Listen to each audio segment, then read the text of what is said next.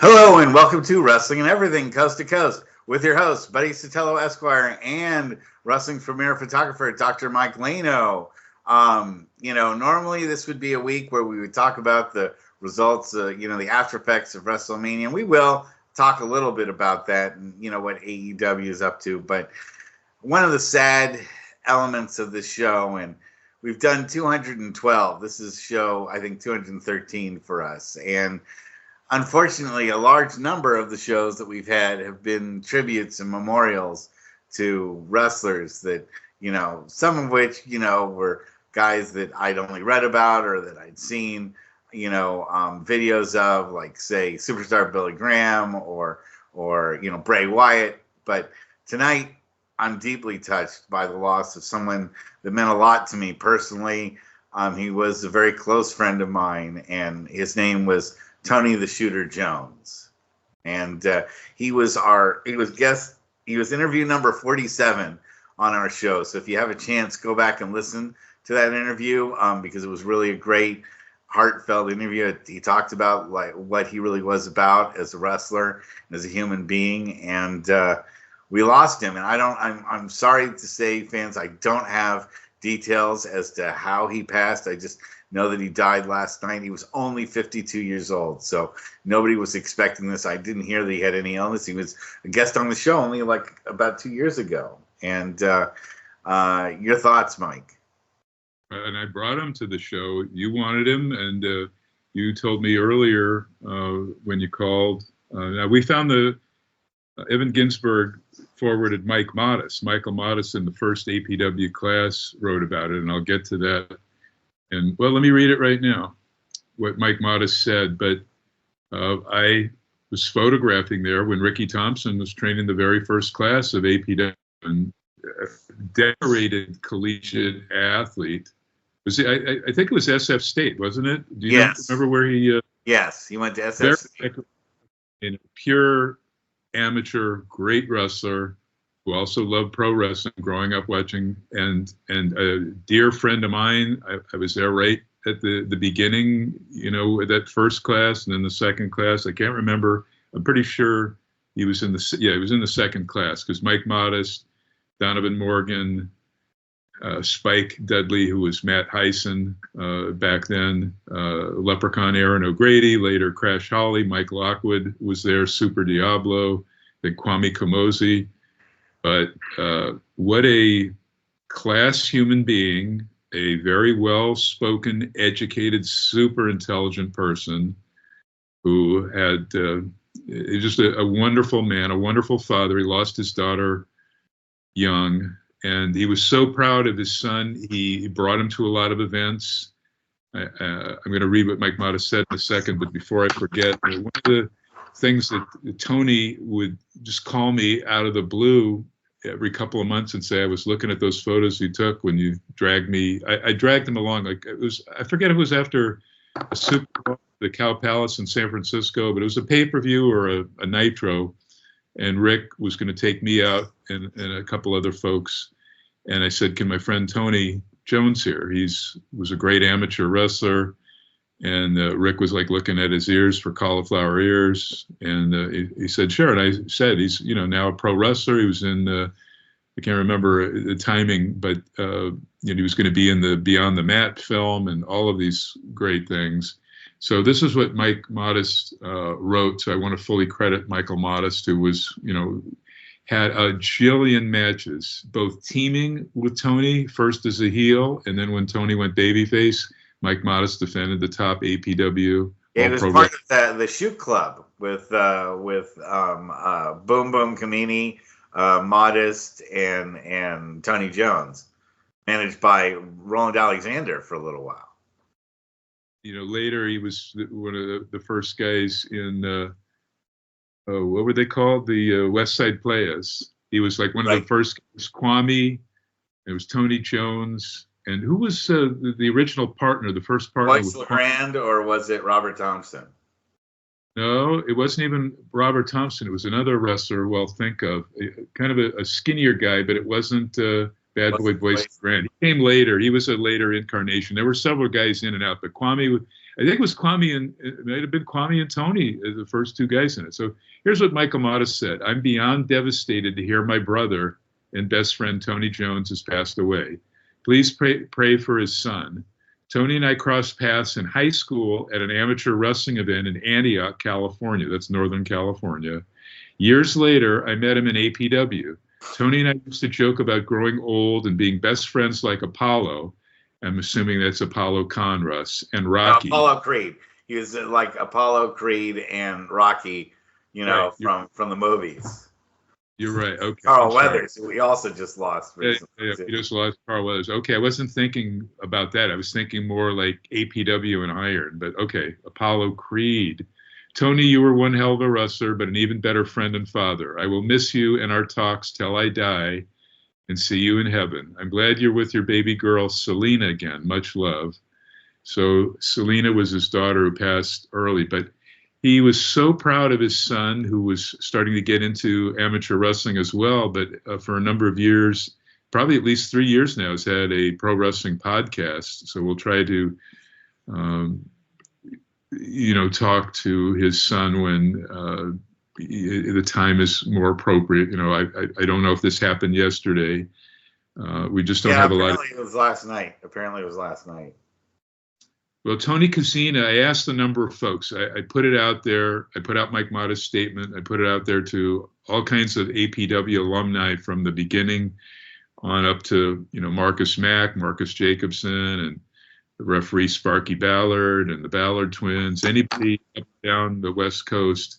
So Tony Kozina wrote from New Zealand, where he's basically helping run the New Japan promotion and school over there. I'm just so heartbroken to learn this. Frankie Kazarian posted on Twitter early this morning, New Zealand time, and I about fell out of my chair. I just keep thinking we're too young to go yet. What a good man.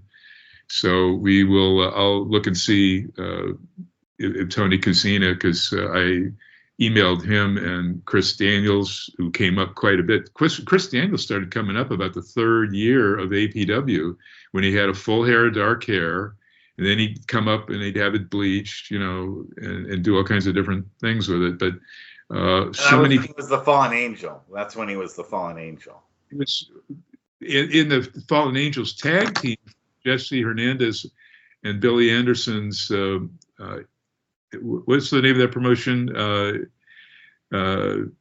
Anyway, it's their promotion in the San Bernardino area before Jesse Hernandez took it over. Jesse Hernandez said he was just shell-shocked. Kevin Kleinrock, who ran both XPW and Wrestling Society X, was devastated too, because first Modest came down, and then he brought Donovan Morgan, and then Tony Jones came down to XPW. I don't remember if Tony did anything or he was just sort of standing there, meaning if he participated in ring, but he was there at least at one XPW show. Let's see who else. Tony Hernandez, who actually trained at APW before he started working with Icebox Robert Smith on. Robert Thompson, you mean? No. He was working Robert with Smith. Icebox on those separate shows. Tony Kozina writes, "Hey Mike, Marcus Mack told me last night that Tony Jr. called him yesterday to tell him the news. Apparently Tony suffered an apparent heart attack while watching TV, and Ian tried to bring him back for an hour to no avail. So sad. My wife notified Modest by Facebook. I notified Vinny, meaning Vinny Massaro, Kwame Kamosi, Super Diablo, Max Marquez, who was our top senior referee, and Steve Rosano of the unfortunate news last night." So that is what happened. Heart attack while watching TV. Wow.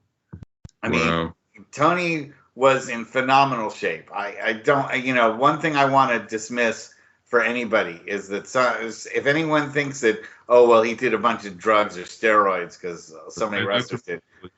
No. Tony was absolutely militarily against drugs. I never even saw him smoke a cigarette or take a drink of beer.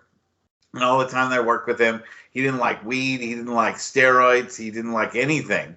He used to lecture me in the locker room before shows, where I'd be, eating out before a show, and usually, when you're working wrestling shows, your choices are usually between Burger King and McDonald's and Taco Bell. That's about all you really have in the little towns that you appear in. Most of the times, especially if you wind up eating late, you don't get much of a choice other than fast food. And I had a bag of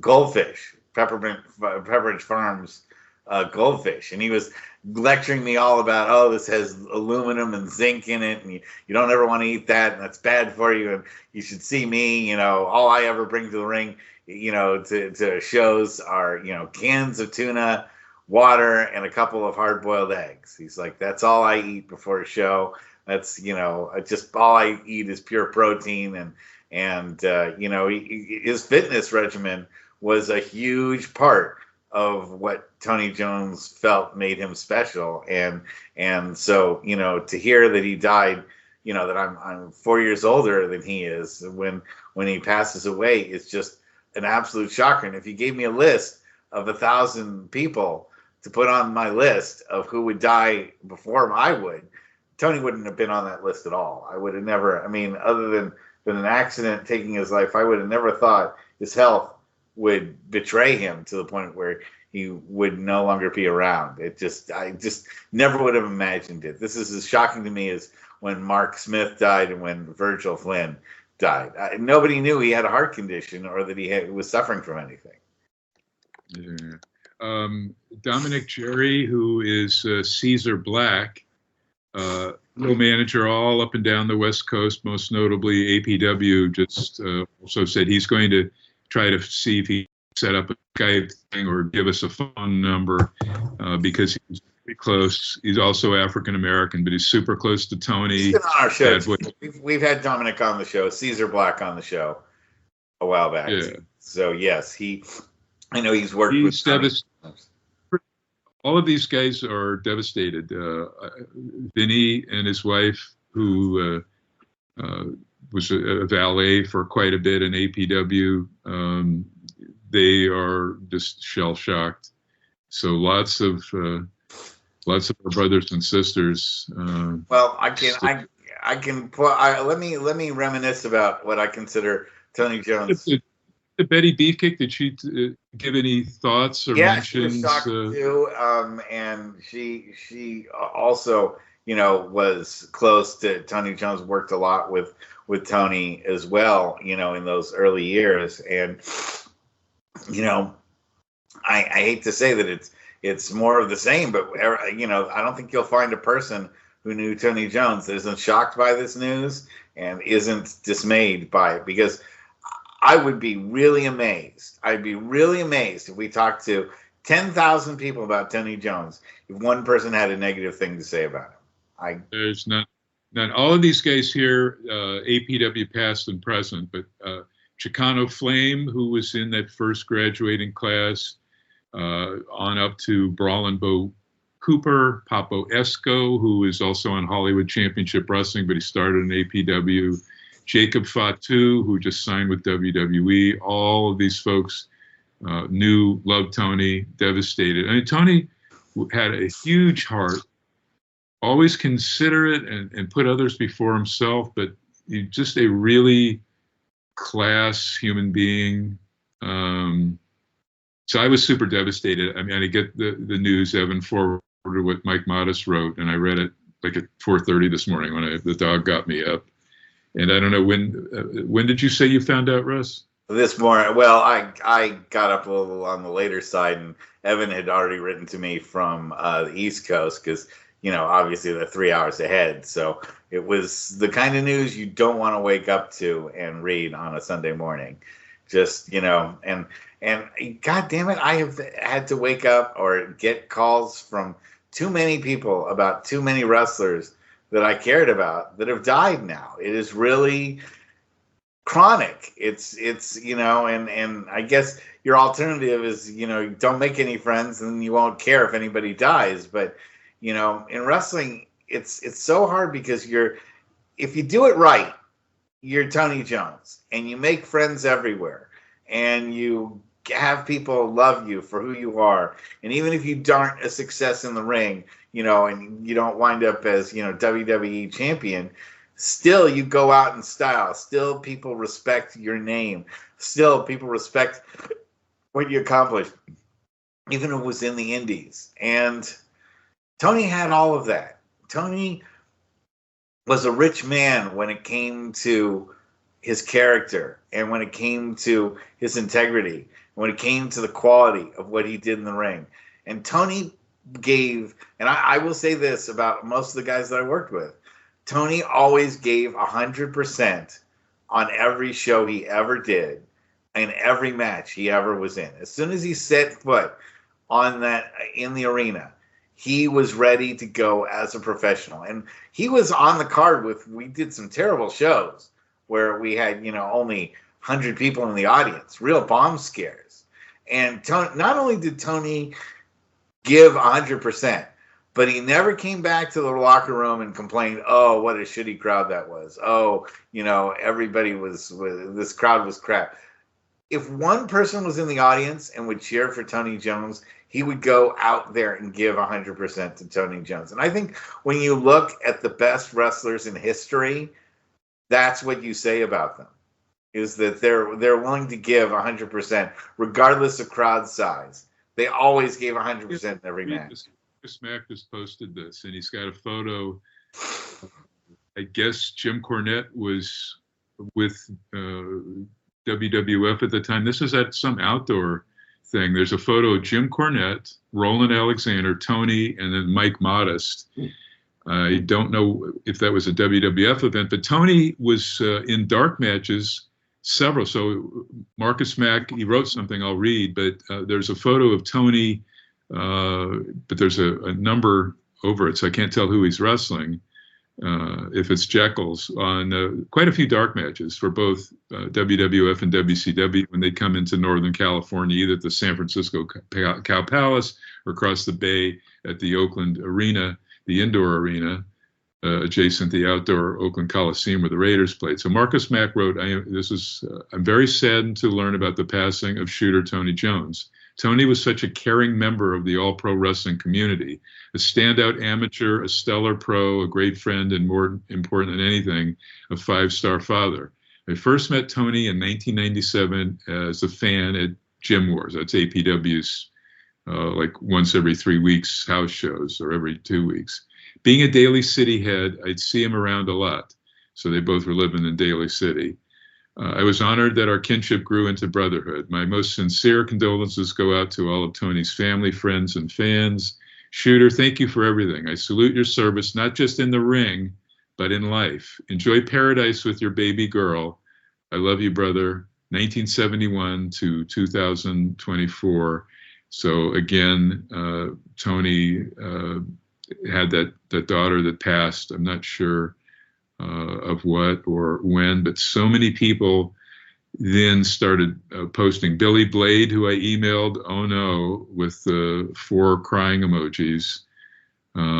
Lots of folks. Mike Johnson, who is a big-time reporter with PWI, the website. Chicano Flame, rest in peace, shooter. Well, I'm looking at this. Papo Esco, who is a huge star now, really big, he moves around like a cat. Please tell me this isn't real. Sione Finau, I forget which, he's in the Anawahe family. R.I.P. Tony, prayers to the family. So that's SIONEFINAU. I know he wrestled in APW. I don't know if he signed with one of the big guys. Matt Alvarez. No, we were just leaving cool comments for each other a few hours ago. So this was last night. Michelle Morgan Isla said, oh no, this makes me awfully sad. Rest in power, shooter from Frank Rosario. Rick Knox, no freaking way. This sucks. Oh gosh, so many people. Dennis Cruz. I met Tony and he was so cool and encouraging. Very sad to hear this. So wrestlers, fans, family. Kevin Kleinrock. This is so horrible to hear. Again, Kevin Kleinrock, great promoter. Uh, it just goes on. Brian Westcott of Cauliflower Alley with me, does a lot of stuff. So sad to hear this. Jody Christopherson. What the fuck? No. Jody Christopherson, the son of Chris Christopherson, who wrestled. He wrestled quite a few single matches that I shot against Tony. Jeannie Clark, who is Lady Blossom. She was once married first to Chris Adams and then Stunning Steve Austin, who she managed as Lady Blossom in WCW, saw this and wrote a very sad day. So people that didn't know but knew of Tony Jones, I'm going to, Russ, I'm going to throw back to you. I'm going to type something right on the site inviting anybody to email us some comments that we can read live. Sure, I've got a couple of Tony Jones stories myself while you're doing that. First, I'd like to talk about the high point for Tony Jones. I think at least while I was there at APW, I think the moment that was most special for Tony Jones was when we had a chance to wrestle at Kezar Auditorium, where that was the auditorium at which San Francisco State did their wrestling matches and had their basketball games. And he wrestled in front of his original coach for college. He actually had a match, where he was able to give a shout out to his original coach from his college wrestling days. And it meant a lot to Tony to be able to thank the people responsible and the coach that was responsible for getting him to where he was, and that he was able to do that in the same arena in which he had wrestled so many amateur matches. And I think that was a huge thing about Tony Jones, was that he never forgot where he came from. He never forgot who helped him get him where he was. And he never big timed anybody. He never said to people, well, don't you know I was the star of, or I was one of the stars of Beyond the Mat, or don't you know I've been in WCW? Don't you know I've been in WWE? He never big timed people or pretended like he was a big star. I mean, he would sit down with everyone. And one of the other things I remember about Tony Jones was one of my first matches that I had. And in fact, it was the first match that I had was with Jardy LaFrance against Vinny Massaro, and we did a dive out, and I didn't exactly put myself in the middle of the dive out. I pretty much shoved Vinny in the way of Nate and Nate Miyake, and he went and Vinny collided with him, and afterwards Vinny was yelling at me and really berating me about not taking the hit. And Tony Jones came to my defense, and he was like, look, this guy, first time out, you didn't know what to expect. We've never done a dive out on him before in practice, and he doesn't know how to take it. And he said, plus, Vinny, you're a big piece of crap. You can take that hit any time. You can always take a hit like that. And for Tony Jones, I don't think he ever had a negative word to say to someone in the locker room. He always found a way, if he was going to criticize your match, to make it so that he didn't make you feel bad about hearing the criticism. He never berated people for not doing the things that he had said, or his knowledge. He always found a way to interject it in a way that was non-threatening and was couched in a way to make people feel better about implementing his suggestions, rather than being an attack on just like, oh, you suck.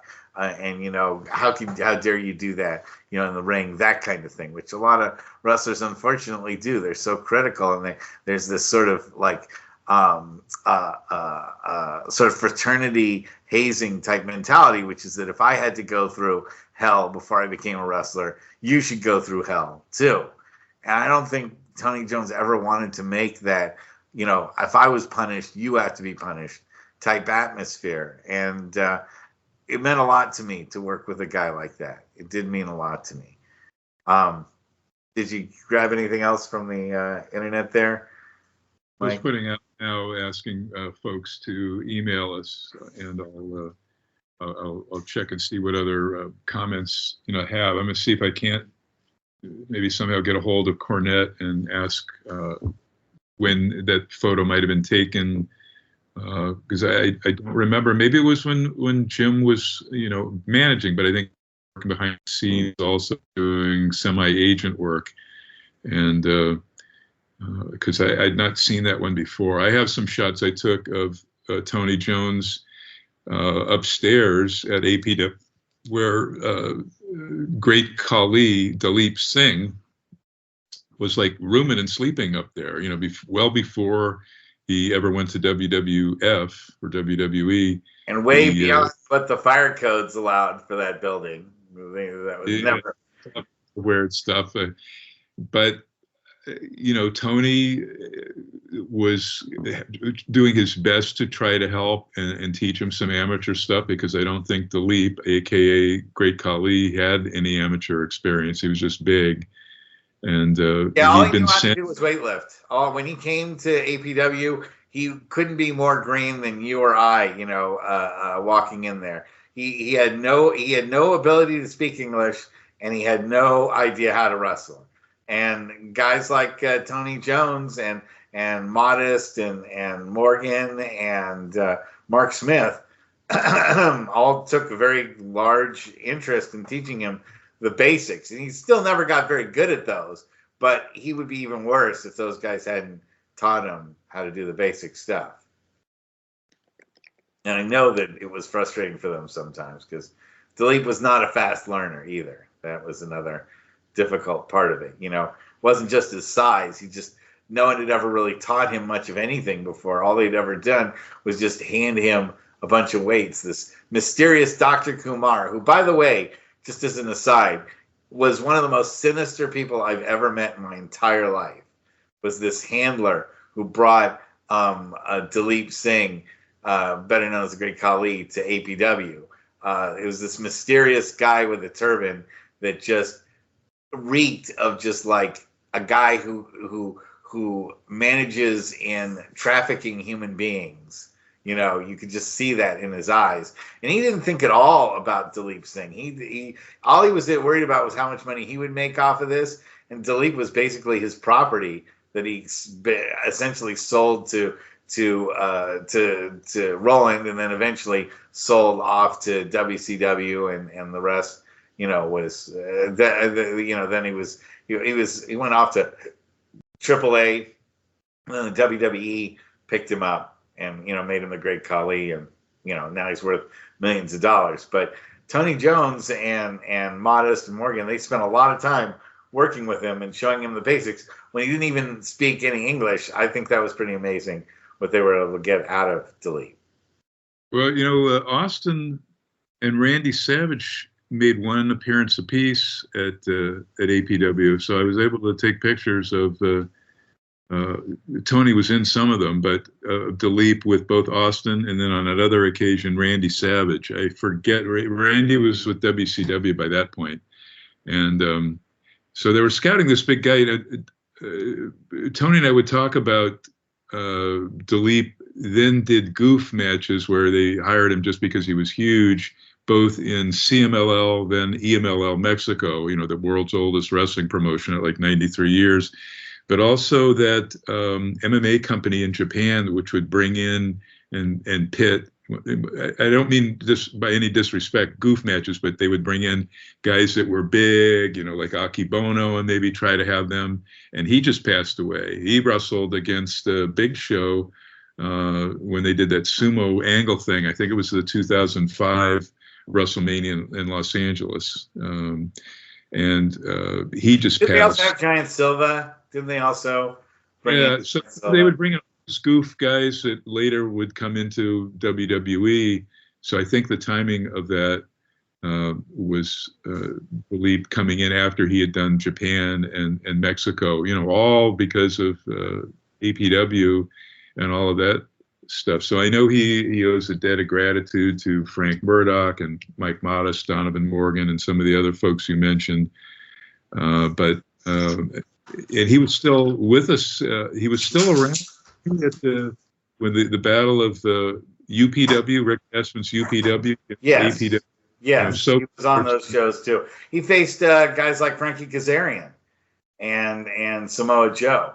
Those were some really great matches. I will say the low point for Tony Jones, at least from my perspective, was I guess it's not a real low point in the sense that he was in a big show, but when I actually won tickets to go see the WWE at Arco Arena, and this was probably 2009, 2008, maybe. Yeah, I think it's 2008. And my brother and I were in the seats, and all of a sudden, Tony Jones's name is announced, and we go crazy. And we're the only two people in the entire arena who are cheering for Tony Jones to come to ringside. Well, he went up against Snitsky, and the match was a grand total of 35 seconds.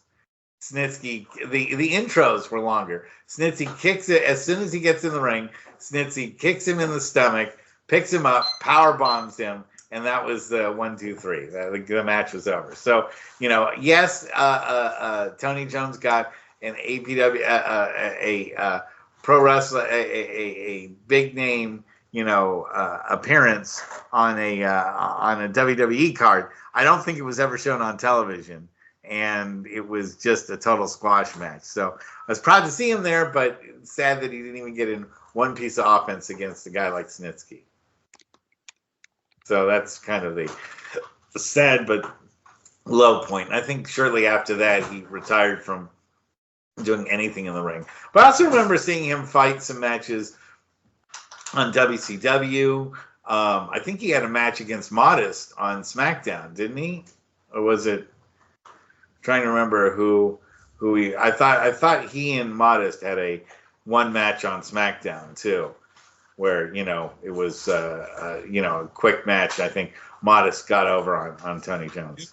You know what? We drove down from Northern California to the ECW Heatwave show. I had to shoot it, so I got him a ticket. He sat with me there, and then I was moving around in and out of the ringside area and shooting, and sitting down at any open seat. But I initially got him, so he's in one of the front row seats at that pay-per-view at the Olympic Auditorium, and we did a lot of road stuff, and he would always bring, because I still had a cassette player in the car. He brought a DVD player that we could plug in, so he could play music that he brought, to make the trip go. I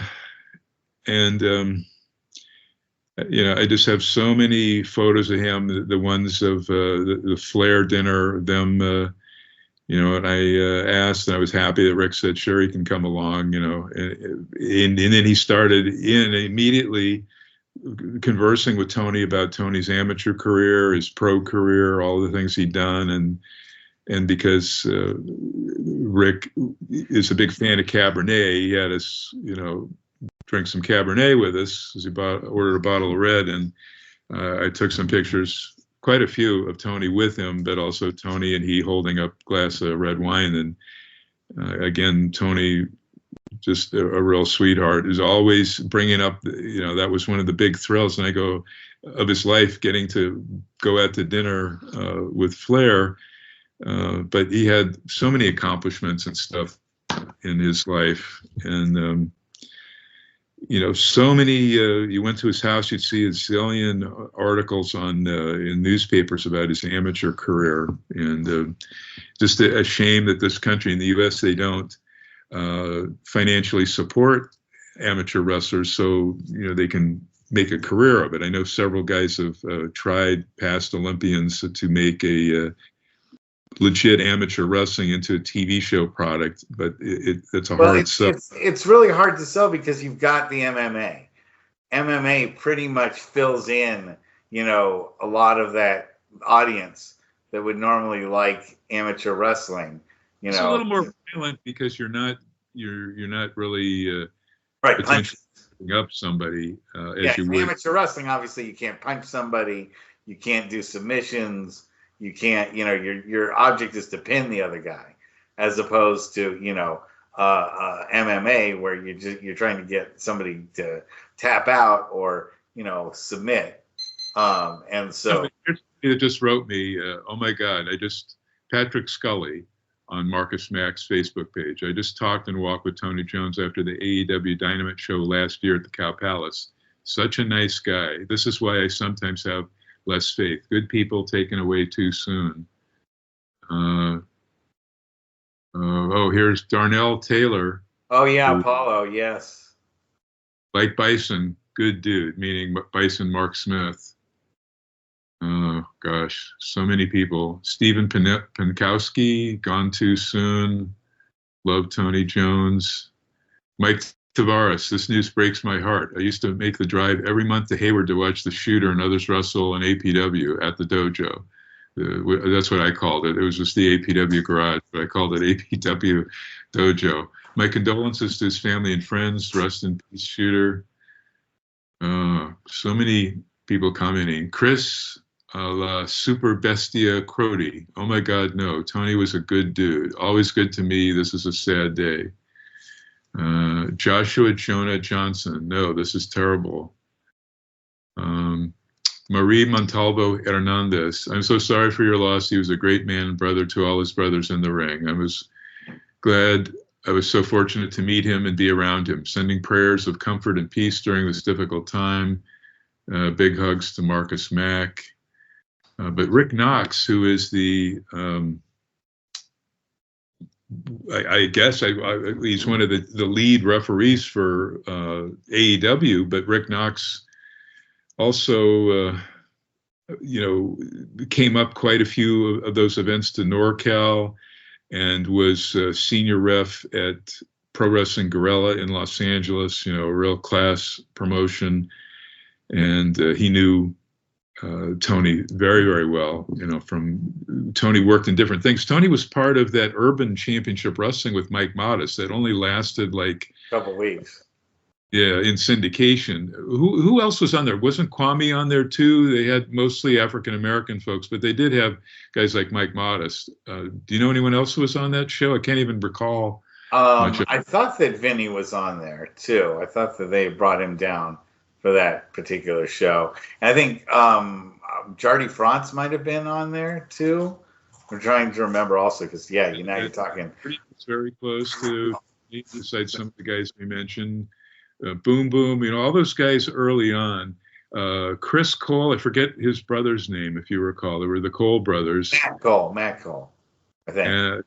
They were, real tight. Sometimes they'd be in the car. But, it's kind of heartbreaking seeing these guys that are like half my age that have gone. Mike Lockwood, a.k.a. Leprechaun Aaron O'Grady, a.k.a. in WWF. Crash Holly. I know that Tony Jones was very sad when Crash Holly died. I remember that. He was incredibly saddened by that. Broken up. There was a thing when Mike to get an ECW tryout, and Mike Lockwood, later Crash Holly. So he did achieve later success. But a couple of years prior to that, he had this tryout, but he admitted, he even did an angle where he cut this promo when he came back with his tail between his legs to APW. But at ECW, he kind of acted like he had a big head.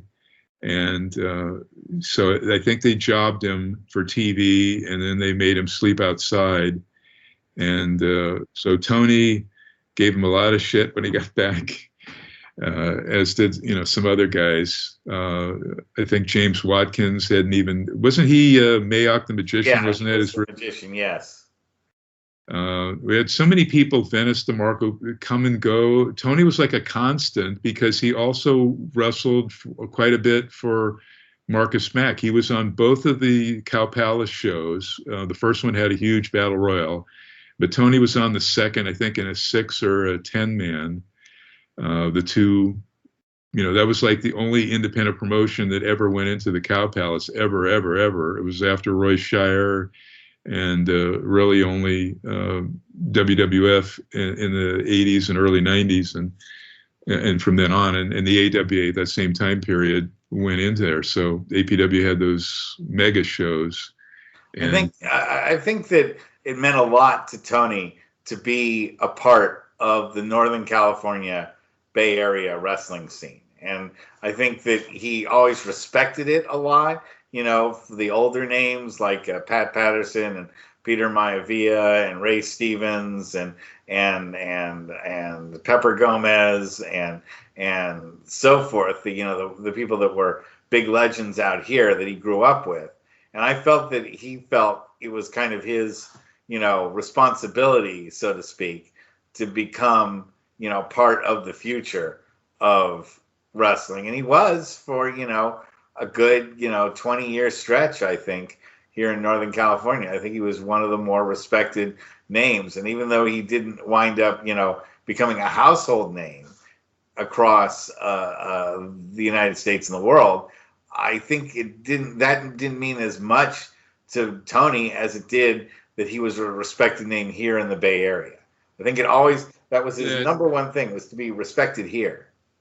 There's a dark match shot from WWF. It looks like Tony is putting a rear chin lock on Bradshaw, then part of the APA, because he still had the long black dyed hair on JBL, Bradshaw. This is on Marcus Mack's Facebook page. There's two great shots. One very early of Mike Modest with Tony Jones up in the balcony. APW. They're just looking at watching the matches together. There's a great one of Tony and his late daughter. One of Tony and his son having breakfast or lunch. I think that's at the restaurant that we used to go when Roland would have the Christmas parties, and he'd spring for it. Unlike Kirk White, who invite these guys to a party and then make everybody pay. Yeah, or he'd say separate checks. Yeah, that was one of Kirk's.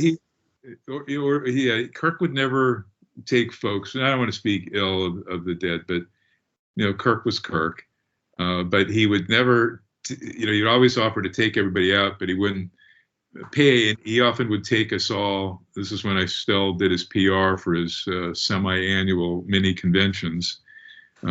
Take us to a place there in Newark that, the guy was enamored of pro wrestling and would just not give Kirk a check. So I guess technically Kirk took us out, but yeah. There's a great shot, a PR publicity shot of Tony superimposed in front of the Cow Palace. Just it's rough seeing these comments. This is the kind of show, even though, quote unquote, it's an easy show to do because, we have the material for it. But I hate doing these shows. I really hate doing a show where I have to remember somebody that I cared about, and that I have to think about, somebody that I never thought would be dead, and I have to be the one giving the memorial for him. I mean, you don't think when you're, a schmo, 56 years old, that, granted, I'm not in perfect, wrestling shape or anything like that. I've never been incredibly fit, and to have like 10 people I know die before me is really just, granted, people say, well, the steroids, the drugs, the schedule, all of that. None of my friends that died because of that. None of them died because of the drugs. None of them died. Tony, who led a super clean life and was always, all natural guy. Yeah, he was definitely beyond anybody that he knew used any kind of enhancer, PEDs or what have you. So always clean, very strict about his diet. When we would drive around and stuff, he would just have salads. He wouldn't eat any garbage like the rest of us might that were not athletic performers. Yeah. And only bought him a couple more years past Boom Boom Kamini, who was never in shape. And Yeah, that was a tough loss because he was a very gentle guy teaching. I forget whether it was first or third graders, but he's this big, horrific heel, huge guy, mean, devastating promos as a heel, and then the sweet guy around kids. That was his main job. It looks like Penelope Paradise responded and posted love to Tony Jones and all of his friends and family. And she was a named lady wrestler who went to Japan. I still want to see if did Mike, to your knowledge, I know Mike and Donovan were trying to get Tony over to Japan. I don't know if he ever worked. He did work some shows in Japan, but they didn't really they just didn't think he had enough flair, enough showmanship to get him over and to make him a star. Yeah, heavy duty. That's why he had the wrestling nickname of the Shooter. He was a super serious amateur type badass guy. And they were really looking more for guys who were either really muscled up like Mark Smith or people that had a really good in-ring presence like Modest. And that's one thing I have to say negatively about Tony is that he was very much negative, but he was a serious kind of a straight worker. He just did everything straight. He didn't do very believable, and the athletic prowess shone through. There's a lot of guys now. I think maybe it was I think too, Mike and at least Mike Modest tried getting him to be on some WTV the last year and a half of WCW, where AJ Styles, that was like the first people saw him nationally, but we saw him at King of the Indies in 2001 and tried getting Tony there. But now I think Tony would have been a natural, would have fit in better. Sort of like Brock Lesnar and Shelton Benjamin, particularly Shelton Benjamin reminded me a lot. And he wasn't as tall as Tony. He was a pretty tall guy, but so believable, credible, could easily flip the switch back and forth. He was never a real screaming, but he was more of a quiet Nick Bockwinkel heel. Right. But the fans appreciated his definite collegiate and all of the other athleticism he had done. And he was mostly a face the majority of his career. And he'd get those huge pops when, again, APW under Marcus Mack after we lost Roland at the Cow Palace, those big shows, and even some of the house shows. Tony would show up in the back and blab with me and pretty much everybody in the back. And they were always glad to see him. And sometimes he'd make appearances at smaller house shows, not always like the two big Cow Palace ones. But he kept in touch with everybody, and I guess he had kept in touch at least with Mike Modest most recently. I'm still waiting to see if we have a content. Maybe this will be an encouragement to Frank Murdoch, who was part of that triad, that Iron triad with Modest and Donovan at Running Iron. Are you working, or do you know anybody that might have a contact for Frank Murdoch? Because I think he would really be able to speak about what a class person. I know him on Facebook, but I haven't talked to him directly in a long time. So, I'd love to have him as a guest one of these days. Lead me to where he is on Facebook. I don't know if he's under that name.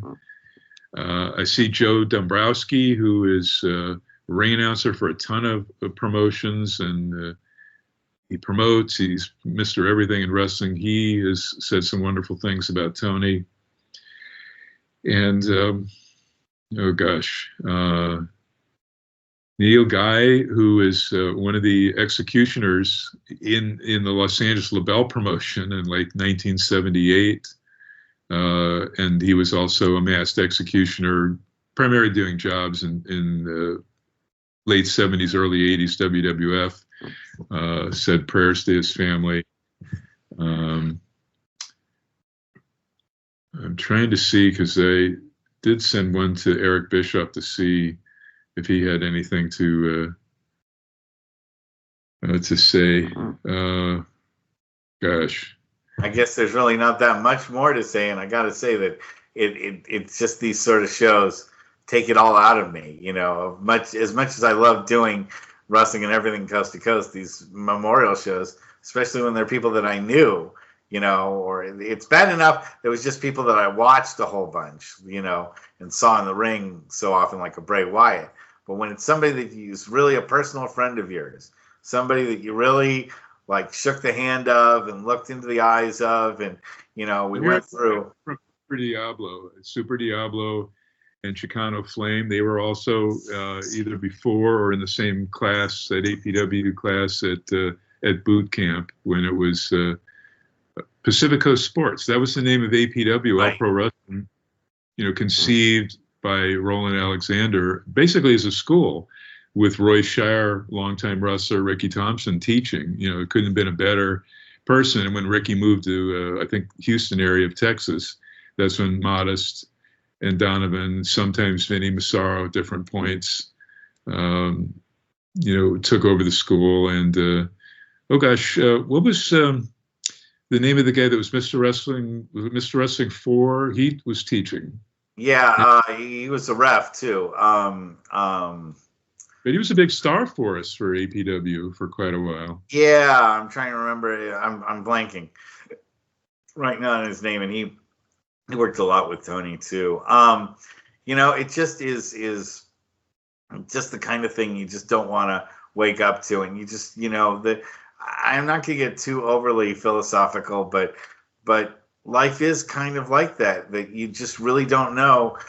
One day you're going to be just watching television, laughing with somebody, talking with them on, you know, on the phone or online, and the next day they might be gone. And so, you know, not to be too maudlin or too depressing, but maybe, you know, if you haven't said that you care about somebody, or that you've, you know, always appreciated them, but you never told them how much you appreciated them, at least I had the chance on this show to tell Tony directly how much I appreciated him as a wrestler and how much I appreciated working with him in my early days at APW. And he at least knew that, you know, before he went to his grave. And that means a little bit. For whatever it does mean, it means a little bit to me. And you know, Tony would come in the locker room, everybody would say, "Hey, we love you, brother," and yes. he would back. Yes. So he always communicated that love to all of his brothers and sisters in the locker room, and would take the time with their children, you know, because often, particularly in the last 8 years of APW, a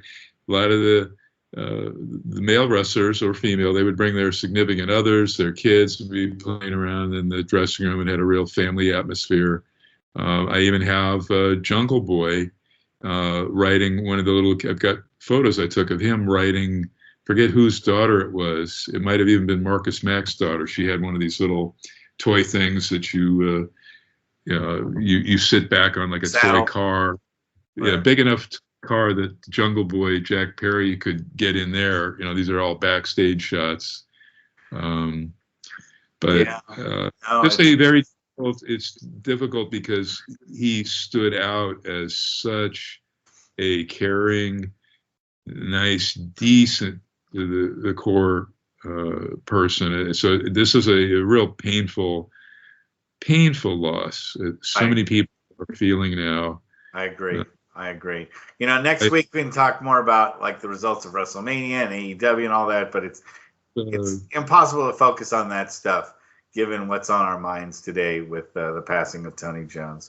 Well, on that, you know, sad note, I will conclude today's program, and thanks for being here with me tonight, Mike, to talk about this, because, you know, it does mean a lot to me to share these thoughts with somebody, and someone that knows Tony as well as you do. It meant a lot. Let me ask you, though, on the Wrestling and Everything Coast to Coast site, can people post some comments?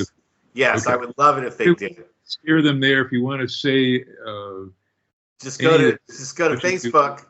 Yeah, just go to Facebook and do Wrestling and Everything Coast to Coast, and you'll find us. And we'd love to have any thoughts that you have about Tony Jones. If you saw him in Beyond the Mat, and if you haven't seen him in Beyond the Mat, now's the best time for you to go and rent Beyond the Mat or stream it and watch it and check out Tony Jones and what he had to say about, his pathway to becoming a pro wrestler. It'll enlighten a lot of people.